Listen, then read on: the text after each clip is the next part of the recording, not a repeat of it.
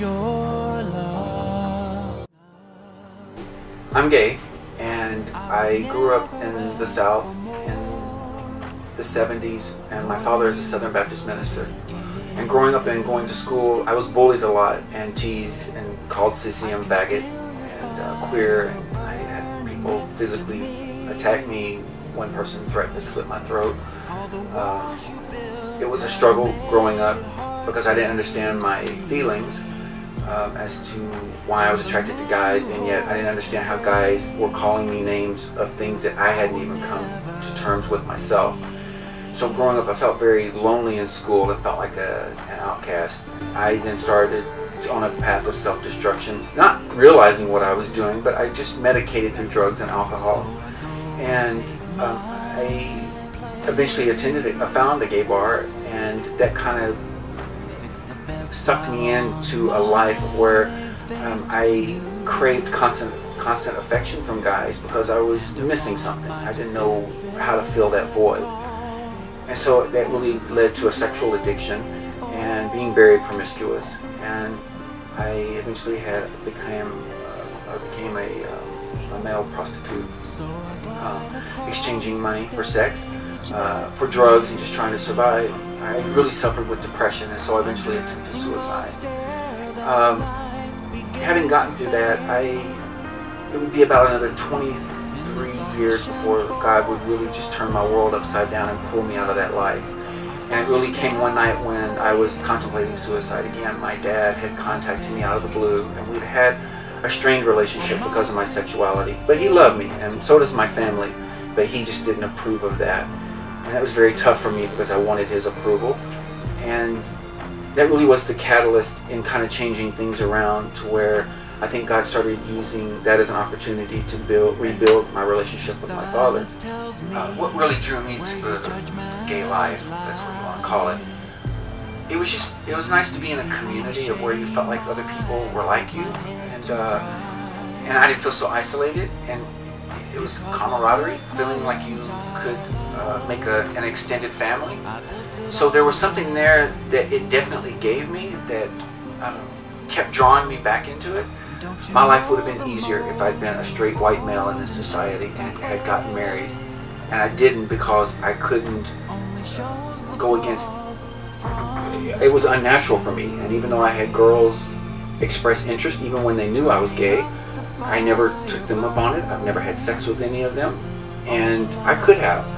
And I hope straight men especially who probably can't compute that kind of information, I didn't have sex with these women because that's not who I am. I couldn't have if I wanted to. So I would want straight people to understand, why would anyone choose this to live in a society of where you're bullied and harassed? Where is the logic in people thinking that any human being would choose a life that is where you're saddled with so much baggage from society? It doesn't make sense that someone would choose that, and I didn't.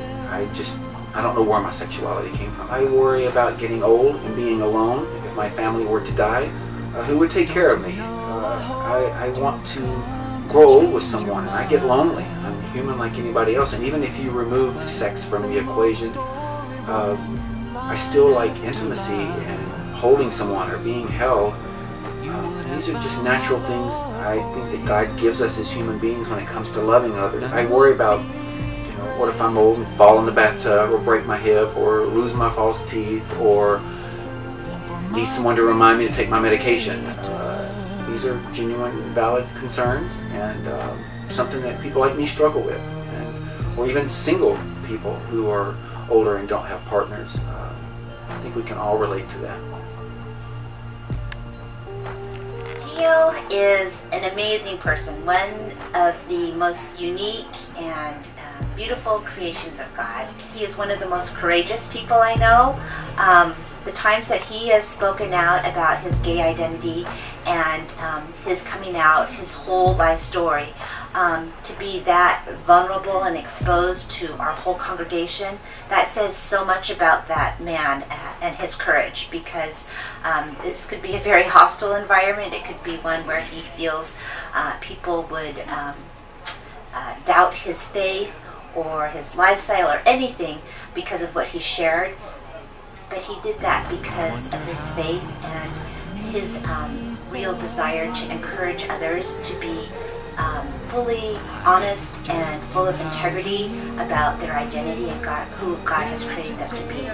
The Open Door is a support group for LGBT Christians who possibly have felt that there wasn't a place for them.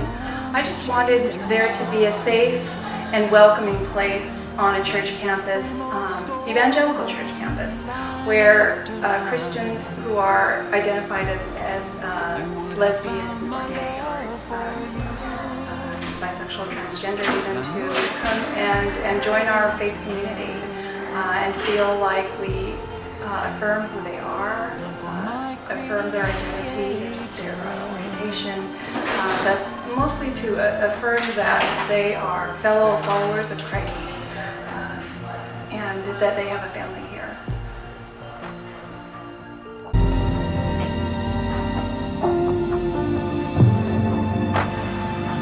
All I ever wanted was your love.